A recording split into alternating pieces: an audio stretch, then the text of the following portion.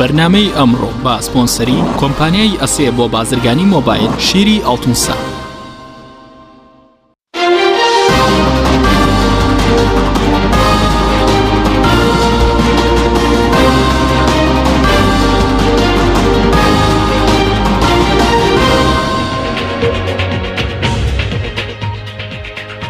بەناوی خوای گەورە سڵاتان لێبێت بەڕێزان. وەفدی هاوبەشی پارتی و یەکێتی سەردانی کۆمەڵی ئیسلامی کوردستانیان کرد. لە سەردانەکاندا وەفدی هاوبەشی پارتی و یەکێتی لەگەڵ کۆمەڵی ئیسلامی تاوتوێ پرسی ڕیفراندۆم و کێشەکانی هەرێمی کوردستانیان کرد. لە تەوری یەکەمدا بە میوانداری بەڕێز دکتۆر محەممەد بامۆکی ئەندامی ئەنجومەنی سیاسی کۆمەڵی ئیسلامی کوردستان تاوتوێ ئەم پرسە دەکەن. هەروە لە تەوەری دووەمدا لەسەر مەسەلەی ڕیفراندۆم بێستون فایاق ئەندامی پەرلەمانی کوردستان لەگەڵمان دەبێت. لە سەرەتا راپۆرتێک دەبین دواتر لەگەڵ میوانەکانمان درێژە بەم پرسە دەبێت. وەک بڕیار بوو شاندی هاوبەشی یەکێتی و پارتی لە شاری هەولێر لەگەڵ کۆمەڵی ئیسلامی کۆبوونەوە. دوابەدوای کۆبوونەوەکە شەمیری کۆمەڵی ئیسلامی لە کۆنگرەیەکی ڕۆژنامەوانیدا ڕایگەیاند. هەر هەنگاوێک بۆ لابردنی ئەمستەمە مێژوویەی چەندین ساڵە لە گەلی کورد کراوە، ئێمە لە کۆمەڵی ئیسلامی بە ئەرکێکی شەرعی دادەنین. گەلی کورد لە هەموو بەشەکانی کوردستاندا بە گەلێکی ستەمگیدە دەزانین ستەمێکی مێژوویی قوڵ لە گەلی کورد کراوە کە لەسەر نەخشەی سیاسی بوونی خاوەنی ئیرادە و ئیدارەی سیاسی خۆی نییە. بۆیە هەر هەنگاوێک بۆ لابردنی ئەو ستەمە ئێمە وەکو کۆمەڵی ئیسلامی بە ئەرکێکی شەرعی دەزانین. ئەمیری کۆمەڵ جەختی لاڵوێستەکانی پێشووی کردەوە کە ڕاپرسی بۆ ڕاگەاندنی سەربەخۆیی پێویستی بە زەمینەسازی لە بوارەکانی کاراکردنەوەی دەستگاکان و باشکردنی ژیانی خەڵکی هەیە. وتیشی ئێمە چەند ئاستەنگێکمان لە بەردەمدایە ئەگەر لایەن نەبین ڕاگەاندنی سەربەخۆیی بۆمان سەر ناگرێت. ڕیفراندۆمیش کە دیارە عادەت نەرێتی سیاسی وایە کە ڕاپرسی گشتی بە خەڵک و جەماوەڕ دەکرێت بۆ هەنگاونانە بەرەو سەربەخۆیی. ئێمە لەگەڵی داین 100% ئەوە تێبینی یەکەم. تێبینی دووەم بەڵام ئێمە پێمان وایە کە ڕیفراندۆم ئەگەر بۆ ئەوە بێت کە ڕاگەیاندنی سەربەخۆیی بەدوادا بێ پێویستە زەمینەسازی بۆ بکرێ و ئێمە وەکو هەرێمی کوردستان چەند ئاستەنگێک هەیە ئێستا کە ئەگەر بێت و لایەن نەبەین پێمان وایە ڕاگەیاندنی سەربەخۆیی بۆمان سەروبەر ناگرێت. یەکێک لەوانە ئێمە پێویستە دامەزراوەکانی کە هەمانن و لە کار خراون یاخود زیانیان پێگەیەندراوە مەبەست پەرلەمانە حکوومەتە دامەزراوەکانی دی وەکار بخرێنەوە وە کارەکانی دیش ئەوەی کە بۆمان دەکرێت دەست و برد ئەوانش بە دامەزراوە بکەین. هێزی پێشمەرگەمانە ئاسایشە کارەکانی دیکە و پاشان ئێمە لە ڕووی ژیان و گوزەرانی خەڵکەوە حقیقەت خەڵک زۆر ناڕەحەتە، زۆر قورسایەکی زۆری لەسەرە و ڕاپرسیش کە دەکرێت ئەویش دەکەوێتە سەر دەرەنجامەکەی. بۆیە پێویستە هەرچی زیاتر خەڵک دڵخۆش بکرێت بە دڵگەرمانە بەرەو ڕاپرسی بچێت. ئەمیری کۆمەڵی ئیسلامی بە پێویستیشی زانی لایەنەکان بۆ هەموو بابەتێک پرس و ڕا لە نێوانیاندا هەبێت. لەم ڕۆژەوە ڕەخنەی لە بێئاگابوونی لایەنەکان لە هەڵکردنی ئاڵای کوردستان لە شاری کەرکووک گرت. لای خۆیەوە بەرپرسی دەستەی کارژێر یەکێتی و ئەندامێکی وەفدی هاوبەشەکە دەستپێکردنەوەی کۆبوونەوەکەی بە گرنگ زانی و هۆکاری وروژاندنی بابەتی ڕاپرسی لە سەر سەربەخۆییشی لەم کاتەدا بۆ هەلومەرجی بابەتی نێوخۆیی و هەرێمی و نێودەوڵەتی و دروستکردنی گەشتبینیەک بۆ چارەسەرکردنی کێشەکانی نێوخۆ گێڕایەوە. کۆبوونەوانە گرنگە، ماوەیەک بوو ساردی و سڕی کەوت بووە کۆبوونەوەکان پێویست بوو گەرم و گوڕ بکرێتەوە. هەلومەرجە بابەتێکە زۆر گرنگ بوو بۆ کۆبوونەکەی دوێنەوە بۆ ئەم کۆبوونەوەانە و نامانەوێت لەوە زیاتر کات لە دەستین. ئێمە ئەڵێن بەڵکو ئەم کاری ڕەفراندۆم دەستمان داوەتیە کردمان بە ئەولەوێت تەفاعولێک دروستکە، ژینگەیەکی سیاسی باشتر دروستکە بۆ یارمەتیم بە باقی کێشە ناخۆیەکانیشمان بەکارەکردنەوەی پەرلەمانیشەوە چارەسەر بکەین. لە وەڵامی پرسیاری ڕۆژنامەنووسانیش دامیری کۆمەڵی ئیسلامی جەختی لە هەڵوێستی لە مێژینەی کۆمەڵ سەبارەت بە چارەسەرکردنی بەشێک لە کێشە سەرەکیەکانی هەرێم کردەوە پێش ئەوەی ڕاپرسی ئەنجام بدرێت و وتی ناگونجێ بڵێ هەمویان چارەسەرکردنی جاروجاروتوان بکەین، بەڵام هەندێک شت لە کۆبوونەوەکەشدا باسم کرد پێم وایە چارەسەرکردنی و ئاو خواردنەوە یەکێ لەوانە کارەکردنەوەی پەرلەمان و پرسی ڕاپرسیش دەبێت لە پەرلەماندا بەڕێوەبەست بکرێت. ئەمیری کۆمەڵ سەبارەت بە دەرەنجامی ڕاپرسی نەیشاردەوە کە پێویستە سربەخۆیی بە دوادا بێت. ڕفراندۆمێک کە ڕاگەاندنی دەوڵەتی کوردی بە دووادانەیە شتێکی هاکەزاییە. من لەگەڵشی هاکەزایی دانێ بەڵام ئەگەر دەیکەین باکەرتوچیشی تێدا بێ ناوچە دابڕێنەرەکانیشی تێدا بن ڕاپرسی بۆ هەمووی بکرێت و بەجددیش خۆمان هەڵ بگرین بۆ ئەو دەرەنجامانەی کە دێنە سەر ڕاپرسیەکە کە ئیشی لەوانە ڕاگەاندنی دەوڵەتی سەربەخۆی کوردستانە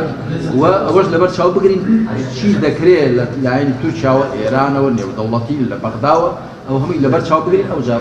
ئەو کارە. لای خۆیەوە جارێکی دیکە ئەندامی وەفدە هاوبەشەکەی یەکێتی و پارتی جددیبوونی ئەندامانی ڕاپرسی دووپات کردەوە و ڕایگەان وەردەکاریەکانی لەگەڵ هەموو حەزبەکان ساغ دەکەنەوە. بڕیاریشە بەم نزیکانە وەفدێکی هاوبەشی یەکێتی و پارتی لەبارەی ڕاپرسیەوە سەردانی بەغدا بکات و ئەم بابەتە لەگەڵ بەرپرسانی عراقی تاو توێ بکەن.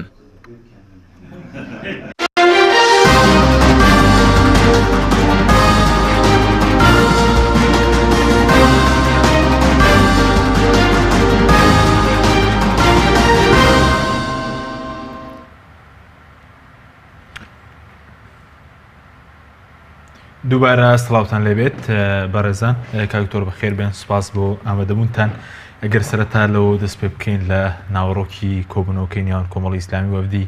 هاوبەشی پارتی یەکێتی و ناوڕۆکی کۆبوونەوەکە بریتی بۆ دابەش بوو بۆ چەند تەوەرە. بسم الله الرحمن الرحیم. زۆر سوپاس بۆم دەرفەتە. کۆبوونەوەکەی وەفدی هاوبەشی یەکێتی و پارتی لەگەڵ ئێمە ئەمڕۆ دوو تەوەری لە خۆ گرتوتوان بڵێ سێ تەوەر. تەوەرێکیان باسی ڕفراندۆم و ڕاپرسی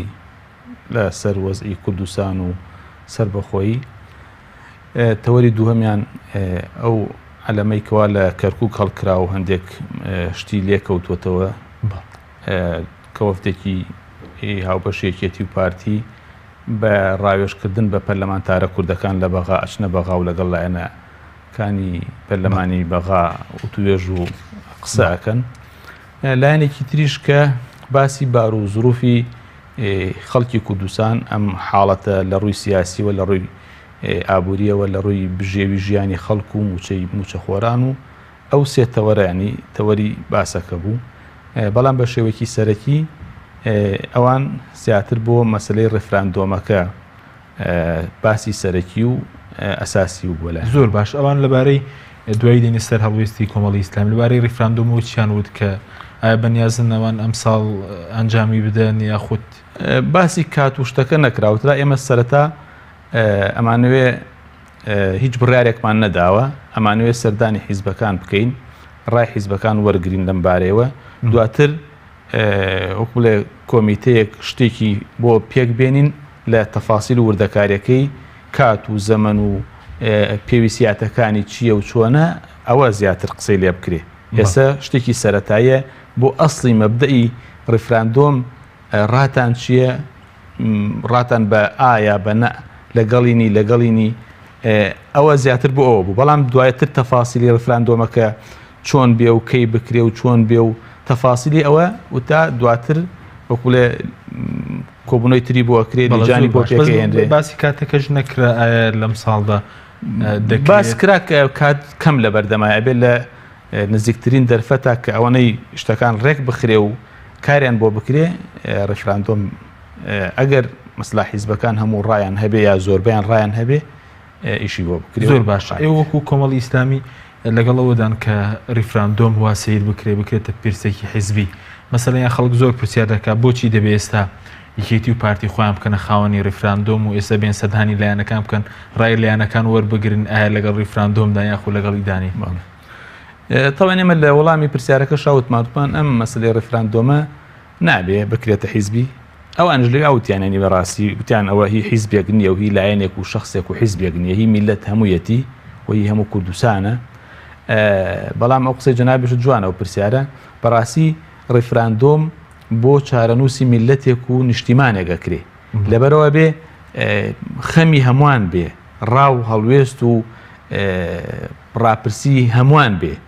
نابێ حیزبێ. بەڵام خۆ ئەمە بێ هەڵسوڕاندنێکی ئەوێ، ڕێخستنێکی ئەوێ وەکو بڵێ بەگەڕخستنێکی ئەوێ زۆر باشە بەڵام کاکتۆر بۆ چوونی ئەوە دەبێن بەگەڕخستنە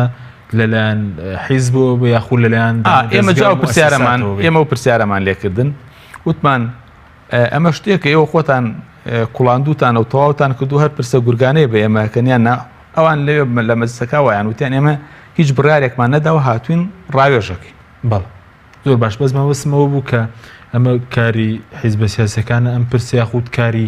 دامەزراوەکانە ئەبێ مەسەرەن دامەزراوەکانە وی شەبکەنی یاخود حیزب بکات تەوان لە یەکێک لە یاساکانی پەرلەمانە هاتووە پێم وایە لە وەکوڵێ کارنامەی پەرلەمانە کە لە مەسەلە چارەنووس سازەکانە یەکێک لە بڕگەکان ئەوەی کە بێ پەرلەمان بڕیار بدا ئێمە ئەو خاڵەشمان پێوتن کە مەسەلانە یەکێکە لەو خاڵانە کە وامان لێکا کە پەرلەمان کارا بکرێتەوە پەرلەمان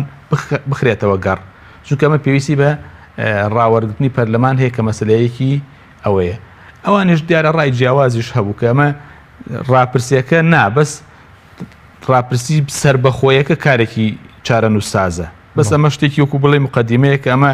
ئەکرێت بێ ئەوەش بێ بەڵام ئێمە ڕامانەوە بەوە هەر پەرلەمانی ئەوێ و پێویستەکە بە پەرلەمان بەگەڕ بخرێتەوە بۆ ئەوی کەواکو لە مەسلەیەکی وا گرنگ و چارەنووس سازە پەرلەمان کە دەستگایەکی شەرعی هەڵبژێراوە لەلایەن میلەتەوە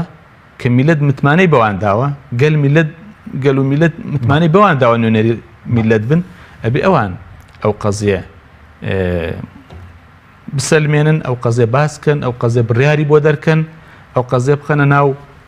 وەکوڵێ بە بڕیار و مقرراتی خۆیان داوا لە میلەتکەن کە ڕاپرسی بکە لەسەر قزێکی زۆر باشە ئەوەی کێوە ئێوەتان بەودی هاوبەشێتی و پارتی کە پێویستە پەرلەمان کارا بکرێتەوە بۆ ڕیفراندۆ ئەی وەڵامی ئەوان چی بۆوان پێیان وا بوو کە دەبێت کارا بکرێتەوە یاخود بەوێ پەرلەمان دەکرێت وەڵی یعنی وەکوڵیتر ئەوە جوابێکی زۆر ڕوونمان دەست نەکە و بەڵام وەکوتم ئەوان پێیان وا بوو کە بەبێ پەرلەمانیش ئەمە ئەکرێ حکومەتیش ئەتوانی ئەمە بڕیار بدا حکومەت یا لایەنە سیاسیەکان پێکەوەتوان ئەمە بڕیار بدەن بەڵام ئێمە وەکو بەشەکەی خۆمان تاکیدمان لەوە کردوکەوە پێویستی بە پەرلەمان و ڕای پەرلەمان و وەرگرتنی هەڵوێستی پەرلەمان هەیە بەقەزێ ئەمە ژواخوازێ ئێمە ضرورەت بێ پەرلەمان بەگەڕ بخێنەوە خۆ ئێمە گەر ڕاپرسی و نەتیجە و شتەکانی هەندێکی بەدەست ئێمە نییە خۆی پەرلەمان بەدەست خۆمانە خۆ گەر حیزبەکان بیانەوە و ئیرادیان هەبێ ئەتوان پەرلەمان بەگەڕ بخەنەوە کە ئەم مەسلە و چەندین مەسلەی تری گرنگی میلەت لەسەر پەرلەمان و هەڵوێست و بڕیاراتی پەرلەمان وەستاوە ئێستا چەندین شتمان هەیە کە پێویست بە پەرلەمانەکە لەبەرەوە پەرلەمان کارانیە ئیشەکان هەروە تەعتیل بوون وەستاوە بەس ئەوەی کە مامۆستا عەلی باپیر باسی کرد کە بە وەفدێکی دی پارتی و تۆ لە کۆبوونەوە کە کارەکردنەوەی پەرلەمان لە ئەو خواردنەوە ئاسانترە وەڵامی ئەوان چی بوو ینی بۆ ئەوەی وەڵی ئەوانتیان کاراکردنەوەکە بۆچوونی جیاواز هەیە لەسەری چۆن بێ و بە چ شێوازێک بێ لەوانەیە لەوە ینی حیزبەکان ڕایان جیاواز بێ ئەو بۆچوونی مەسا برادرانی پارتییان بێت جیاواز بێ لەوەی کواکو گۆڕان هەیەی یا حیزبەکانی کە هەیەە زۆر باش ئەگەر بینێ سەرەوەی کە ئێوە لەبارەی ڕاپرسیەوە ڕای کۆمەڵی ئیسلامی چی بوو لەسەر مەسەلەی ئەنجامدانی ڕێفراندوم و ڕاپرسی ئێمە قەزەکەمان لە دوو ڕوانگەوە سیر کرد لە ڕوانگەیەک و ئەگەر ئەمە بۆ سەر بەخۆی ئێمە لە 100% دەگەڵ یاین ئەگەر بۆ سەر بەخۆی بە دوا بێ و بەڵام دوای بڵێ لابردنی ئەو کۆسپوتەگەرانەی کەواکو لە بەردەمی سەر بەخۆیان ناکرێت تو دەستگا شەرعیەکانی ئەم هەرێمە پەک خراوە لەولاشۆ دەوڵەت ڕاگەیەنی سەر بەخۆی ڕاگەیەنی لەبەرەوە بێ هەندێک حلول و چارەسەر و ئامادەسازی هەیە پێش ئەو ڕاپرسیە بکرێ ئەگەر بۆ ئەوەیەکەوە ئەم ڕاپرسیە بۆی کەواکو سەر بەخۆی ڕاگەیەندێ ئەگەر بۆ ئەوەش نییە وەکو مەسلا هەندێک لەو برادرانیانوت ئەمە شتێکی مەرج نییە یەکسەر سەر بەخۆی بەدوابێ ئەمە ڕای میلەت وەرەگری وەکو نەتیجەیەک لاتە و هەر کات پێویست بوو هەلومەرجەکان و ئەسباب و زروفەکان هەمووی بە گونجاو زانرا ئەوسا سەر بەخۆکەی ڕابگەیەندێ ئەو کاتە بەڕاستیەوە زۆر بینێکی وای گرنگی نابێ ینی وەفدی یەکێتی و پارتی وتیان یەکسەر دەوڵەت ڕاناگەێنن یانەی دوای ڕفراندۆمەکە یانی وتیان ئەوە ئەمێنێتەوە دواتر ینی قسەی لێ ئەکرێ بەڵام ئەمە وەکو مەسلەیەکی سەرەتا ئەمەی هەرەوێ وەکو مقدمەیەک سەرەتایەک ئەمەی ئەوێ بەڵام ئێمە ئەوەمانوت ینی جەنابی مامۆستا ئەوەی فەرموو کە ئێمە ئەگەر ئەمە بۆ سربەخۆیی لەگەڵیان بەڵام سربەخۆیی لەگەڵا بوون ئێمە لە 100% لەگەڵینی چکە میلەتی کورد حەقی خۆیەتی وەکۆمە میلەتان میلەتێکی سربەخۆ بێ کیان و قواری سیاسی هەبێ اعترافی پێ بکرێ لە ئومەمی متحیدە بەڵام ینی ئەوە هەروە بەو قەرارە سادە نابێ ئەنی بێ میلەتی کوردیەک هەڵوێست کرێ ناکۆکی بینی حیزبەکان چاک کرێت دەستگا شەرعیەکان بەگەڕخرێتەوە حکومت کاراتر ئیشەکانی خۆی بکە بار و ژیان و گوزەرانی خەڵک چاک کرێ اینجا لە ڕووی دیبلۆماسیەوە کاری بۆ بکرێ مشتە لەگەڵ عێراقا لەگەڵ دەوڵەتانی دەوروبەرە لەگەڵ نەتەوە یەکگرتووەکانە ئەمانەی هەمووی کاری ئەوێ بکوڵێ ڕێخۆشکردن و تەمهیدات و ئەوانەی ئەوێ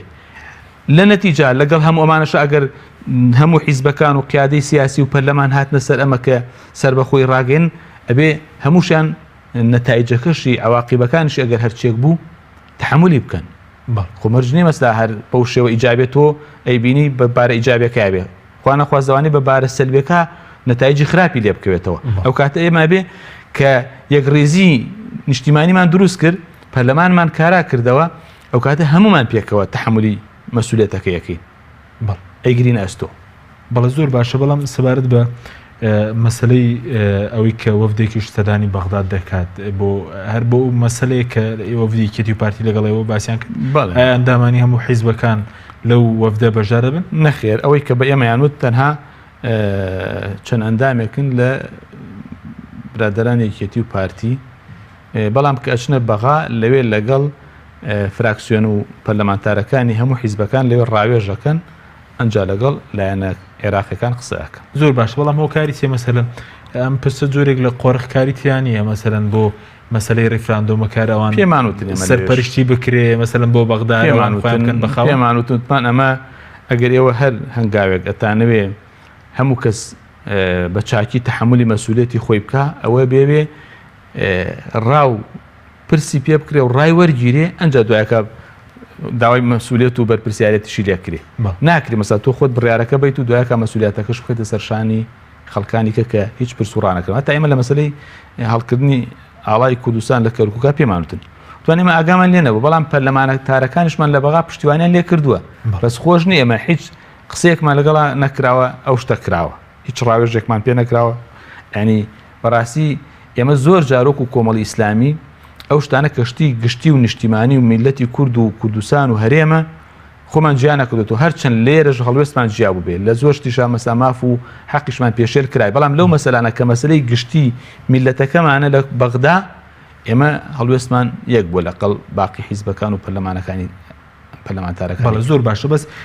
تا چەندێک پێ دووە ئەم دوێزە جدین یاخود ئێستا باز دەکرێت کە ڕەنگامە بۆ پەردە پۆشکردنی کێشناو خۆیەکان بەکارێن خۆت زیینەوە مەسەر لە تاکسازی و ئەوان بە یاخود نزیک بوونەوە لە مەسلەی هەڵبژارنەکان ئێوە دژیەوەنی کەم بابەتە وەکو کارتیشا بەکاربێنرێ ئەو شتانە واریدن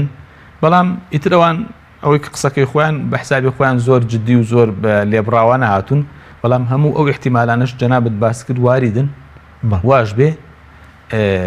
ئێمەش بەڕاستی چاوەڕوانەکەین زیاتر ئەم شتانە لە زەمنێکی کەما دەرەکەوێ خۆ ئەماگەر جددیەتە یا هەر هەندێک حساباتی تر و مزایدات و مەسائل انتخابات و کۆمەڵێک وەزعی تایبەتی بەڵام بەوە چوونیەوە لە ماوەی شاردنەوەی کۆمەڵێک کەم و کوڕی و نوقسانی و ناڕێکی لە وەزعی کوردستان و موچەی خەڵک و ژیانی خەڵک و وەزع سیاسەکە لە ماوەی ڕابردوم پرسە بەکارنێنراوە بۆ بەرژەوەندی حیزبی وەکو مزایدەیەک پرسی بەڵێ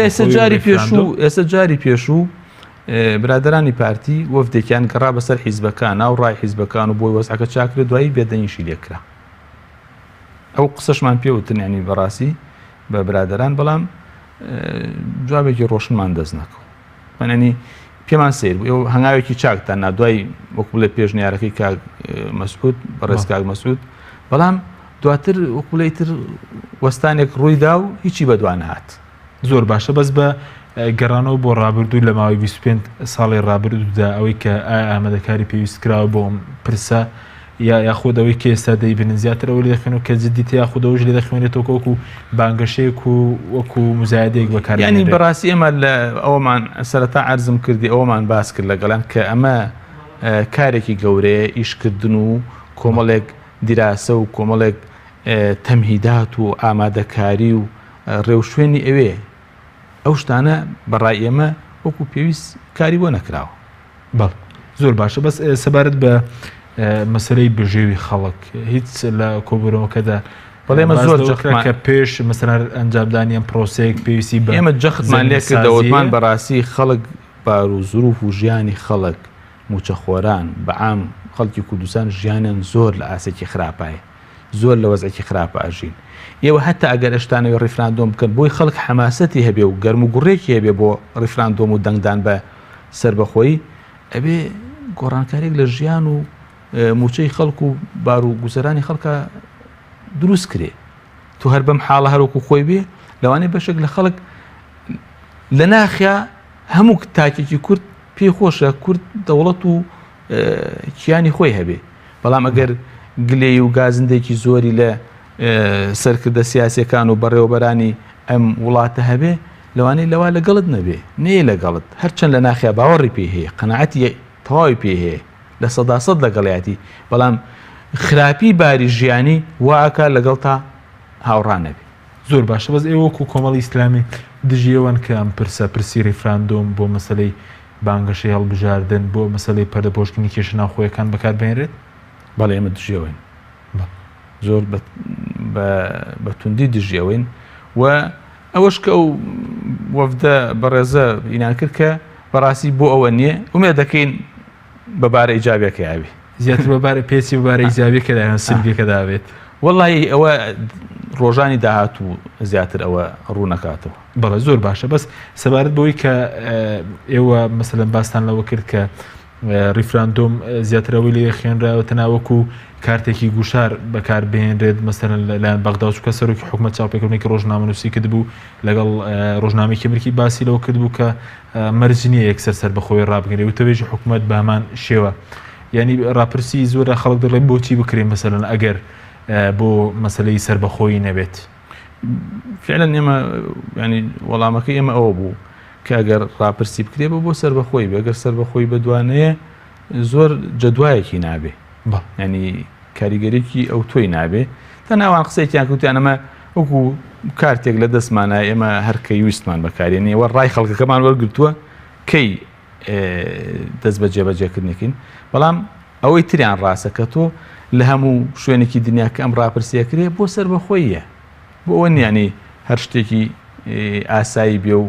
لەوانێ هەر نەکرێت دوایەکە سربەخۆیەکە زۆر باشاری بۆ نەکرێت. جگەلەوەی کە باسیەوت کرد کە و توێژ لەگەڵ بەغداد دەکەن ئەی باسی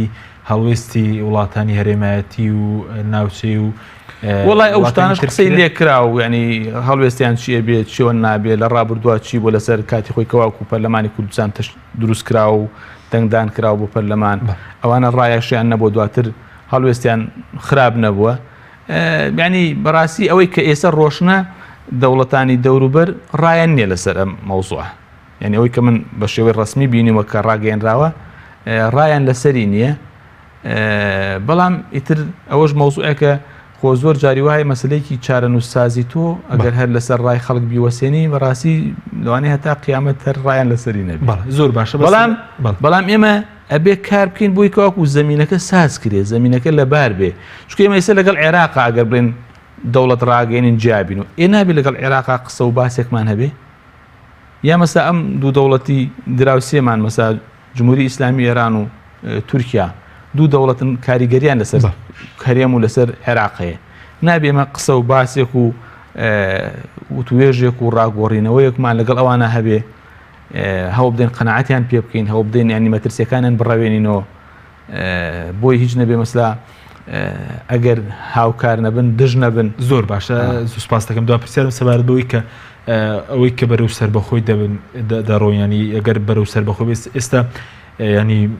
هەماهەنگی هەیە یاخودێک بۆ چون هەیە لەسەر شێوازی ئەو دەوڵەتەی کە ئێمە دەبینە خاوەنی چ دەوڵەتێک ئەگەر بوونی خاوەنی دەوڵەت مەرجەم و کێشەکان چارەسەر بکرێت مەسەلەی دۆسەی نەوت مەسەلەی هێزە چەکدارەکان مەسەلەی ئاڵوگۆڕی دەسەڵات نەخێر ینی بەڕاستی ئەوانە قەزەیەکن کە ئەبێ ئێمە کاڵێن زۆر شتە بێت ئامادەکاری بۆ بکرێ ئەوەیە مەسا ئەبێم دەوڵەتە خەڵک سنتەر بێ نەک حیزب ئەبێ هێزی سەربازی و چەکداری هێزی نیشتیمانی بێ نەکی حیزب بێ ئەبێ یاسا سەروەر بێ نەک بڕیاری حیزب و قەراراتی حیزب ئەبێ مشتانە سەرەتا ڕێک بخرێ بۆی ئێماڵێنە بێ ڕای هەمووی لەسەر بێ لەسەر شێوە و چۆنێتی و هەنگاوەکان و قۆناغەکان تۆ بێ هەموو شتەکان کۆتایی بێنی هەموو شتەکان ڕێک خەی نابێ هەروە شتێکی عەفەوی و عاتفی و بەپەلە بێ دوایەکە بڵێن خۆزگاوامان نەکردانی ئەوە نەتایجی سەلبی لێ بکەوێت. بەڵێ زۆر سپاس بۆ بەڕێز دکتۆر محەممەد بامۆکی ئەندامی ئەنجومەنی سیاسی کۆمەڵی ئیسلامی کوردستان کە لەگەڵ ماوەی زۆر سپاس بۆ ئێوەش بینەران دوای ناوبڕێک دەگەڕێنە وڵاتان و لەگەڵ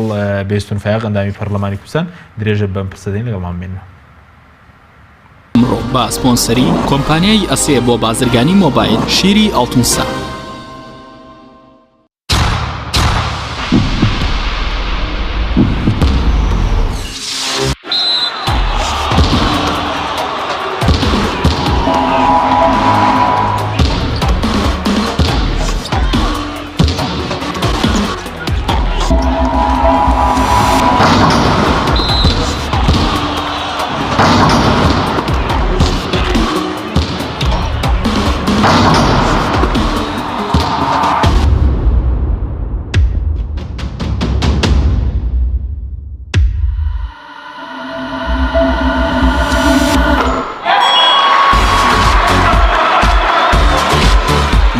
سەرکەوتنە گەورەیە تەنها شیری وشکی ئەڵتونسای تەمێکی ڕاستەقینە و 100% سروشتی نۆشی کەو هەمیشە بە بەهێزی بمێنەرەوە. ئەسێ ئەمڕۆ جیاوازتر دەردەکەوێت. ئەسێ ڕنگ و هێز و توانایەکی نوێ پێشکەش دەکات. زیرەکێکی ڕاستەقینە و متمانە پێکراوە. ئەسێ Q6 نوێترین مۆبایلی زیرەکە و کردنەوەی لەلایەن پەنجەمۆری خاوەنەوە کار دەکات. ڕامی 3 گیگابایتە و میمۆری 32 گیگابایتە و کامێرای سەرەکی 13 مێگاپیکسڵە و کامێرای پێشەوەی 8 مێگاپیکسڵە. ئەسێ یەکەمین مۆبایلی مارکەی کوردی 4G LTE.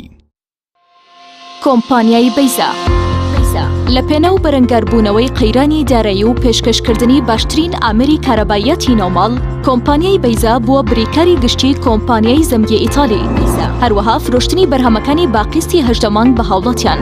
سەلاجە و مجەمیدە هەموو جۆرەکانی سپلێت تەلەڤیزیۆن و تەبەخ و مڕەشەح فرن و مایکرۆ گسکی کارەبایی غەسالەی جلشتن و قاپشتن بەیزا مامی هاوڵاتیان. تۆپ ئارت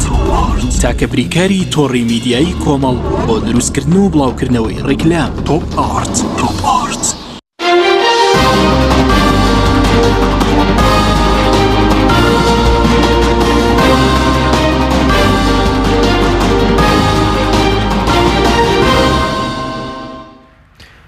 دووبارە سڵاوتان لەبێت بەڕێزان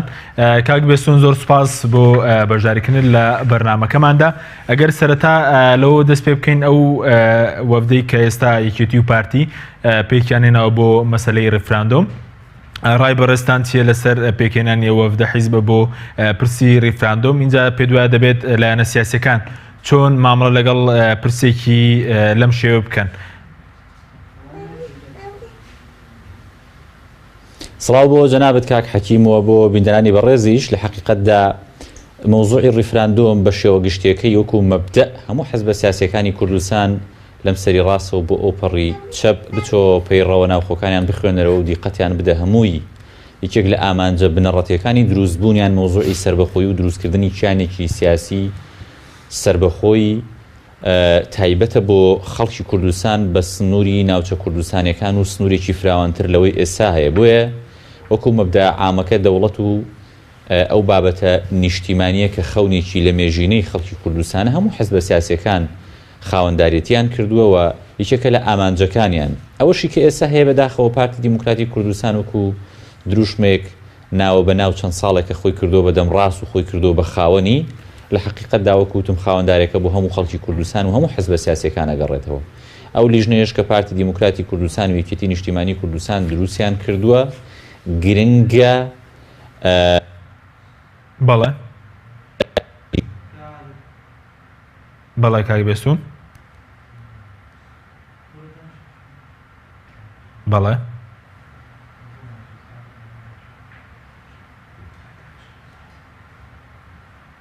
بەڵێ کاک بێستون ئاسان نییە بابەتێکی مبارەک و پیرۆز و بابەتێکی مێژووی گرنگ بڵێ بەڵێ کاک بێسم فەرمو گوێتان لێمانە کاک بەڵێ فەرمو بەڵێ ئەنی گرنگە ئەم بابەتە ڕێگە نەدەین بە کرچ و کاڵی بە پەلەپەلی بە ناتەواوی بە نایەک ریزی بە سەرمانە تێپەڕێ گرنگە هەموو مقەوماتەکانی ئەم پرۆسەیە هەموو ئەو میکانیزمانی کە ئەم پرۆسەیە دەوڵەمەن و گونجاو و ڕێک و پێک و بە پێز ئەکەن هەموو ئەو ئالێتانە بە شێوە گونجاوە ستانداردە نێودەوڵەتیەکە بگرینە بەر بۆی پرۆسەیەکی سەرکەوتوو پرۆسەیەک بێ کە وڵاتانی دنیا و منەظەماتی گەورەی دەولی وەکو نەتەوە یەکگرتوەکان بەوردی لە ئەنجامی ئەم ڕیفراندۆمە بڕوانن ئەم ڕیفراندۆمە نابێ بە هەڕەمەکی لە ئێساوە بڵێ بەڵێ یانی ئەو میکانیزمانە چین کە بەڕێزت دەڵێیت دەبێ ئێستا بیانگرینە بەر بەوەی کە ئەم پرۆسەیە سەرکەوتو بێ و ئەنی پێ دوای ئێستا پرۆسەکە پرۆسەیەکی هەڕەمەکی بەم شێوەیە ئێستا ئەمەی ئێستا گرتویانەتە بەر بەڵێ هەڕەمەکیە بەداخەوە بۆ هەندێک بابەتی سیاسی وەکو کارتی فشار لە ناوخۆی کوردستان لە دەرەوەی کوردستان لە عێراق لە مۆزوعی هەرێمایەتیە بەداخەوە ئەم بابەتە بەکارەهێنرێ ئەگەرنا چۆن دەبێ ئەندامانی وەفدی ئەوەی کە تەشکیل کراوە بە ناوی ڕیفراندۆمەوە کە خەڵکی قیادی بارزی حزبەکانی یەکێتی و پارتی تێدایە لە ئێستەوە پێشوەختە تەرویج بۆواکە شەرعیەت بەوادا کە ئەم پرۆسە گرنگە ڕای پەرلەمانی ناوێ و بەبێ پەرلەمانیش دەکرێت یعنی ئەمە تێڕوانینێکی هەڵەیەوە دەستبردن و سەرەتایەکی هەڵەشە بۆ مۆزوعی ڕیفراندۆم بۆ یەوە کووتم ئەمە جارێ ڕێکخستنەوەی ناوماڵ و پشتگیری و پشتیوانی هەموو لایەنە سیاسیەکانی بەیەکەوە دەوێت ئەمە یەک دوو بەگرخستنەوەی موئەسەساتەکانی دەوێت و پشتیوانی و پشتگیری پێشوەختەی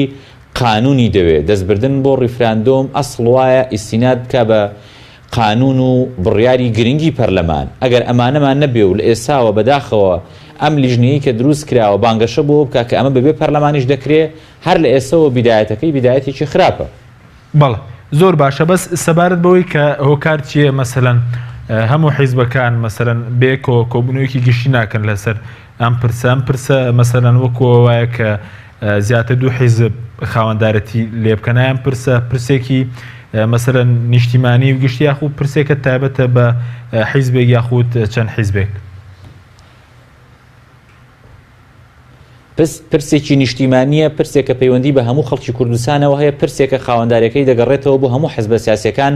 کە خەڵکی کوردستانیان بەسەردا بەش بووە من لە سەرەتاوە عەرزم کردی کاکە حەکیم هەموو حیزبە سیاسیەکانی کوردستان ئەوانەی کە 40-50 ساڵە دروست بوون و ئەوانەشمان کە کەمترە تەمەنی دروست بوونەکەمان چۆ سەیری کار و پەیڕەوی ناوخۆ و پرۆگرامە سیاسیەکانمان بکە هەر هەمومان فەقەرەیەک لە فەقەرەکانی ئامانجی دروست بوونمان خەونەکانمان مەوزوعی دەوڵەت و دروستکردنی کیانێکە بۆ خەڵکی کوردستان بۆیە نابێ کەس ئەمە لەسەر شخصی حزبەکەی خۆی قۆرب کا پێی وابێ تەنها ئەو خاوەنی دەوڵەتی کوردی و خەونی دەوڵەتی کوردیە تەنها ئەوەی پێبراوەکە دەبێ هەوڵ و هەنگاوەکانی دەوڵەتی کوردی لەلای ئەوە دەست پێ بکە تەنها ئەو دەبێ قوێخا و بەرپرس بێ و ئێمەش هەمومان دوای ئەو بکەوین نەخێر ئەم بابەتە پرسێکی نیشتیمانیە پەیوەندی بە هەمومانەوە هەیە مادام وایە پرسێکی نیشتیمانی و پەیوەندی بە هەمومانەوە هەیە دەبێ هەمومان تایە بەشدار بین و ئەو موئەسسانەی کە موئەسسەی ڕەسمی خەڵکی هەموو کوردستانن تەمسیلی هەموو خەڵکی کوردستانەکەن دەبێ لەوێەوە قەراری لەسەر بدرێ آخر چۆنە بێت تازە ئێمە بگەڕێینەوە لە دێوەخانێکدا لە دێوەخان ئاسایەکە حزبە سیاسیەکان لە بری پەرلەمان و لە بری موئەسساتی ڕەسمی دەوڵەتداری قسە لەسەر ڕیفراندۆم و لەسەر چۆنێتی ئالێتی ڕیفراندۆم بکەن لە کوردستانە ئەمە خەتەرە و ئەمە گەڕانەوەی چەند هەنگاوێک بۆ دواوە بۆیە بەڕای شخصی من پێم وایە طبیعیە گرنگیشە لایەنە سیاسیەکان پێشڕەخت کۆبوونەوە بکەن بۆ چۆنێتی وەگرخستنەوەی ئەو موئەسسانەی کە پرسی ڕیفراندۆمیان لەسەر بنیاد دەنرێ بەڵام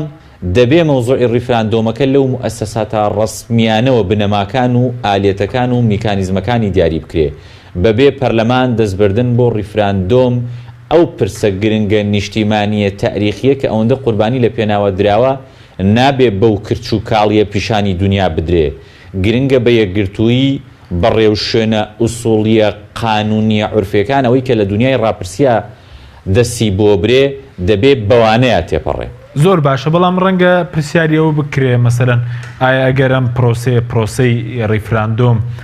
بەبێ پەرلەمانی کوردستان ببێ کاراکردنەوەش بکرێت یانی چی ڕوودەدات یاخود بۆچی بەبێ پەرلەمان ئەم پرۆسەیەکی کرچ و کاڵە آخر لە ئەسڵدا ئەو دەسەڵاتەی کە ئیعلانی ڕیفراندۆم و میکانیزمەکانی ڕیفراندۆم و سنوورەکانی ڕیفراندۆم تیاکرا و پرسیارەکەی ناو ڕیفراندۆمەکە دیاری ئەکا ئەو دەسەڵاتی حەسری پەرلەمانی کوردستانە. نابێ ئەم دەسەڵاتە لە پەرلەمانی کوردستان بسەندرێتەوە و بدرێ بە حزبی سیاسی. ئەگەر بدرێ بە حزبێکی سیاسی بدرێ بە حزبی سیاسی لە دەروی پەرلەمان ئەوە کرچ و کاڵێکەیە لەوێشدا چۆن دەدرێ بە یەک حزبی سیاسی کە لە ئێستاوە بەداخەوە هەندێک لە مەکتەب سیاسی حزبەکان بە تایبەتی پارتی ئێستا پرسیاری ناو ڕیفراندۆمەکەشیان دیاری کردووە کە لە خەڵک دەکرێت. ئەمە نابێت چکە وەکوتم دەسەڵاتی پەرلەمانە و دەبێت پەرلەمان بیکە خۆگە لە پەرلەمانیشی دەسێنەوە دەبێت هەموو حزبەکان بە یەکەوە قەراری لەسەر بدەن کە ئەمەیان نابێت ئەسڵەکە وایە پەرلەمان بێ. کاکە حەکیم قسەکە ئەوەیە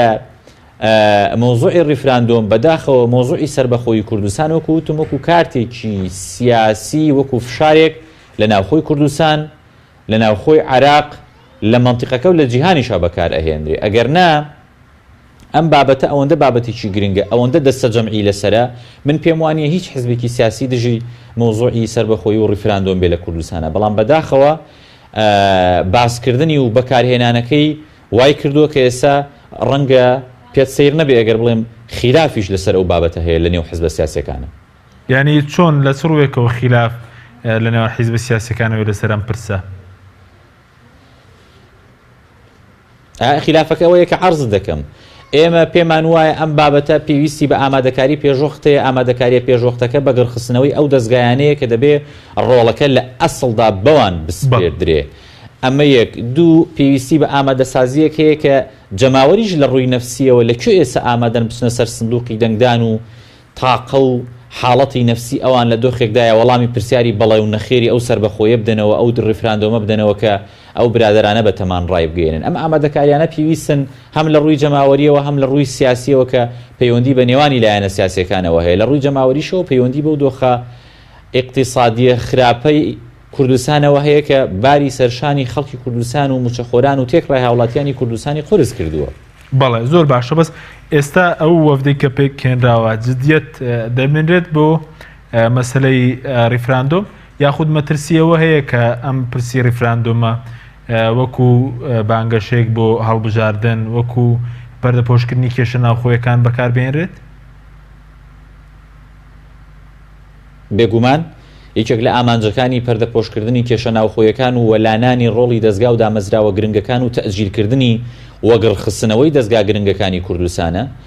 درێژە کێشان و تەجیلکردنی ئەو دۆخە خراپە سیاسیە ئابووریەیە کە لە هەرێمی کوردستانە هەیە. ئەم کارتە ناوە بە ناوێک بەکارەهێنرێ بۆ لە بیربردنەوەی ئەو خەم و ئازار و مینەتیانەی کە خەڵکی کوردستان بەهۆی سیاسەتە سەقەتەکانی ئەوانەوە تووشی بووە دەیانەوێت ئەم بابەتەش لە بیری خەڵک ببنەوە وەکوتم کارتێکیشە ڕەنگە لە عراق و لە منتیقەکەشە بەکاری بێنن. زۆر باشە بەڵام بە بۆ چوونی بەڕێستانەوە سایە ئێستا ڕیفراندۆم بکرێ بەڵام ڕاستەوخۆ مەسەلەن دەوڵەت ڕانەگەێنرێ چکەوتە بێژی حکومەت وەم سەرۆکی حکومەتیش باسییان لەوە کرد بوو کە مەرج نییە ڕاستەوخۆ مەسەلەن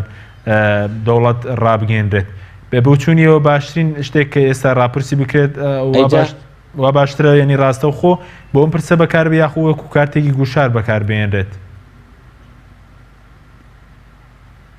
ڕیفراندۆم کە پرۆسەی بیدائی ڕاگەیاندنی دەوڵەتەکەیە وەکوتم کۆمەڵێک ئامادەکاری ئەوێ دەوڵەتەکەش بۆ خۆی کۆمەڵێک ئامادەکاری گرنگی پێویستە. دەوڵەتێک بە چەند محافەزەیەکی پەرتەوازەی لە یەک دابڕاوی ئیدارە جۆرا و جۆرەوە ڕناگەیەندرێت. دەوڵەتێک هێشتا سنوورەکەی بە تەواوەتی دیار نییە و کێشەی ناوچە کوردستانیەکانێک لا نەبووتەوە ئەمە دیسان قورسە. دەوڵەتێکە لە نێوانی حزبە سیاسیەکانی تا ڕادەیەک دوور بێ ساڵ و نیوێکە نەتوانین موئەسەساتی وڵات بەگەڕ بخەینەوە دیسان ئەمەش قورسە. بابەتی گرنگ بەلای منەوە کاکە حەکیم ڕاگەیاندنی دەوڵەت یان ڕیفراندۆمکردن بۆ سربەخۆی کوردستان ئامانجێکی گرنگی هەیە. ئەویش ئەوەیە تۆ دەوڵەتێک ڕاگەیەنی داواکەی وڵاتانی منتیقەکە وڵاتانی جیهان خەڵکی دەوروبەر ئیعتراف پێ بکەن. ئیعتراف بەکوێ؟ ئیعتراف بە سنوور، ئیعتراف بەو کیانە سیاسیە. کیانی سیاسی چییە؟ بریتیە لە کۆمەڵێک موئەسەسات. واتە تۆ داواکەی لە وڵاتێکی وەکو تورکیا بۆ نمونە ئیعتراف بەو سنوورە یان بەو دەوڵەتە بکا کە تۆ ڕاوگەیاندووە. ئەو دەوڵەتەش بریتیە لە کۆمەڵێک دامەزراوەی گرنگ کە نەرایەتی خەڵکی کوردستانەکەن. جارێ با هەر بپرسین لە بنەڕەتدا ئێمە لە ناوخۆی کوردستان بۆ خۆمان بڕوامان بە موئەسەسات و بڕوامان بە دامەزراوە هەڵبژێردرا و ناهەڵبژێردراوەکان هەیە کە چاوەڕێ بین وڵاتانی دەرەوە و دۆست و نەیارەکانمان لە دەرەوە بێن ئیعترافی بکەن و دانی پێدا بنێن بۆیە گرنگە پێشۆختە ئێمە خۆمان اعتراف بە خۆمان بکەین پێشۆختە خۆمان اعتراف بە دەنگی خەڵکو بە موئەسەساتی هەڵبژێردرا و بە ئەو موئەسەساتە گرنگانە بکەین کە چوارچێوەی دەوڵەتەکە پێکەێنن ئەنجا گلەی لە خەڵک بکەینیان داوا لە خەڵکو و لە وڵاتانی دەوروبەر و لە دۆست و دوژمنەکانمان بکەین اعتراف بە دەوڵەتەکەمان بکەن زۆر باشە بەس بە بۆ چوونی بەڕێستان بەبێ ئەوەی کە بەڕێست باستێک کە پێویستە ڕێکاری یاسایی بگیرێتە بەر پەرلەمان کارا بکرێتەوە بەبێ ئەم ڕێکارانە پێدوایە قورسێنی لە ئاستی هەرێمەتی و نێودوڵەتیش دانی پێدا بنرێت ئەگەر شتێکی ئەگەر ئەم ڕاپرسیان انجام درێت یعنی عورفێکی متبعە لە هەموو ئەو شوێنانەی کە ڕاپرسی تیاکرێ ڕاپرسی بۆ جیابوونەوە و سربەخۆی ڕاپرسی بۆ بابەتانەی تر کە پەیوەندیان بە ژیانی سیاسی خەڵکەوە هەیە لە تعدیلکردنی دەستور لە هەندێک بابەتی تر کە ئەو وڵات و هەرێمانە دەستی بۆ بن هەموو ئەمانەی کە کراوە و من بینیوە متابعەم کردو هەموو ئەمانە پشت بەستوو بوون بە قانون بەبێ قانون چۆن دەبێ دەست بۆ ڕاپرسی ببرێ وەکو وتم بە تایبەت لە ئەمڕۆی کوردستانە کە کۆمەڵێک کێشە هەیە لە مۆزوعی سنوور و لە مۆزوعی ئەو جوغرافیایی کە ئەو سنوورانەی کە بەشداری ڕاپرسیەکە ئەکەن و ئالێتی ڕاپرسیەکە و ئەو پرسیارانە و ئەو ڕۆشنانەشی کە لە ناو ڕاپرسیەکەی هەیە هەموو ئەمانە پێویستی بە پەرلەمان و بە قانون هەیە بۆیە بەبێ بەگڕخستنەوەی پەرلەمان بەڕای شخصی بەندە مەحاڵە و زۆر کرچووکاڵە بێ دەستبردن بۆ ئەو ڕاپرسیە زۆر باشە بەس چۆن بکرێستا ئەو دیدو بۆ چوونانە یەک بخرێ بۆ نمونە ئەمڕۆ هەم ئەوەی کە وەفدی پارتی سەردانی لایەنە سیاسەکانی کردو لە ناویشەندا مەسەلەن کۆمەڵی ئیسلامی و مەسەلەن کۆمەڵی ئیسلامی و بزوتنەوەی گۆڕان و چەند لایەنێک تەکی لەوە دەکەنەوە کە لە ڕێگەی پەرلەمانەوە مەسەر لایەنێکی وەکو پارتیش دەڵێ بەوێ پەرلەمانیش دەکرێت ڕێفراندۆم ئەنجام بدرێت چۆن دەکرێت ئەم دوو بۆ چوونانە ینی لە خزمەتی ڕێفراندۆم ئاراستە بکرێن و یەک بخرێن گرنگە بابەتی ڕێفراندۆم گرنگە بابەتی ئاڵا گرنگە ئەو پرسە نیشتیمانیانی کە وەکوتم مڵکی هەمومان بە سمبوڵی خۆمانیان دەزانین هەمومان خۆمان بە خاوەنی دەزانین و خاوەنداریەکەشی بۆ هەمومان دەگەڕێتەوە چکە لە بنەڕەتدا هەمومان وەکو یەک قوربانیمان بۆ داوە هەرێکەمانەوە لە ڕێگەی جۆراوجۆر لە ڕابردوو لە ئێساشدا پارێزەری بووین و قوربانیدەری بەدیهێنانی بووین دەکرێت ئەم بابەتە نیشتیمانیە گرنگانە لەم دۆخەننا لە هەموارە ناوخۆیی و ئیقلیمی و جیهانیانەی کە ئێستا لە ئارادان کۆکەرەوەمان بێ و ئەمانە ببنە سەبەبێ کە ڕێک بکەوین لە یەک نزیک ببینەوە بەهۆیەوە ئەو موئەسەسات و شوێنانەی کە لە کار خراون بەکار بخرێنەوە و بەهۆیەوە ئەو جیاوازە زۆرانەی کە لە نێوانماندا بووە نزیک ببێتەوە و جیاوازەکان کەم ببنەوە دەکرێت ئەوەی کە جەناب وتی کاکە حەکیم ڕاستە دەرفەتێک بێ و دەرفەتێکی گونجاویشە بالفعل لە ڕێگەی ئەم بابەتانەوە ئێمە بتوانین خلافاتەکان وەلا بنین و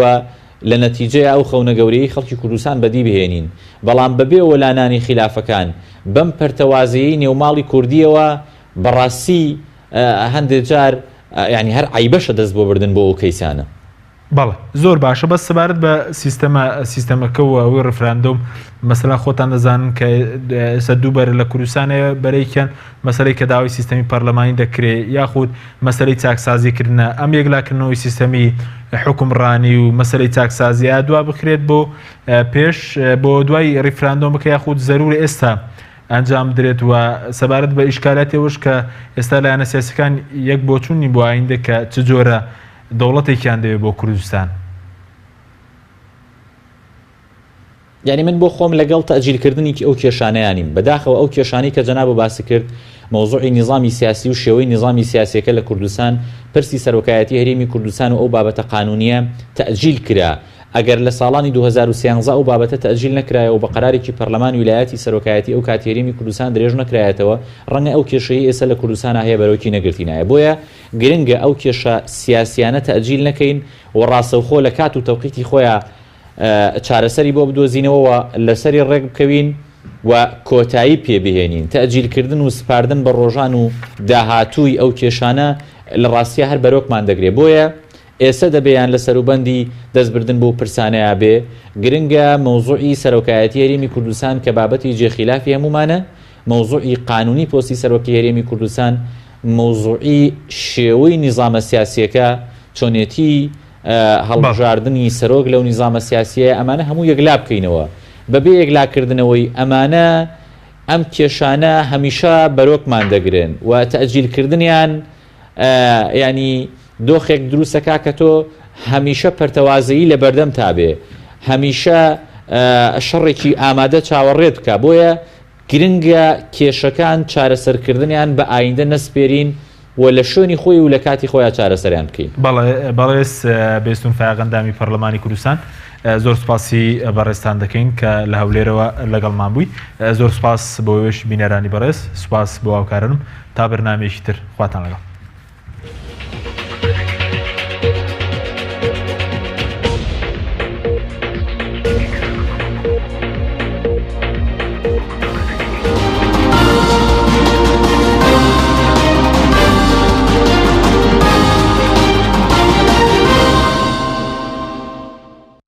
بەرنامەی ئەمڕۆ بە سپۆنسەری کۆمپانیای ئەسێ بۆ بازرگانی مۆبایل شیری ئەڵتونسا.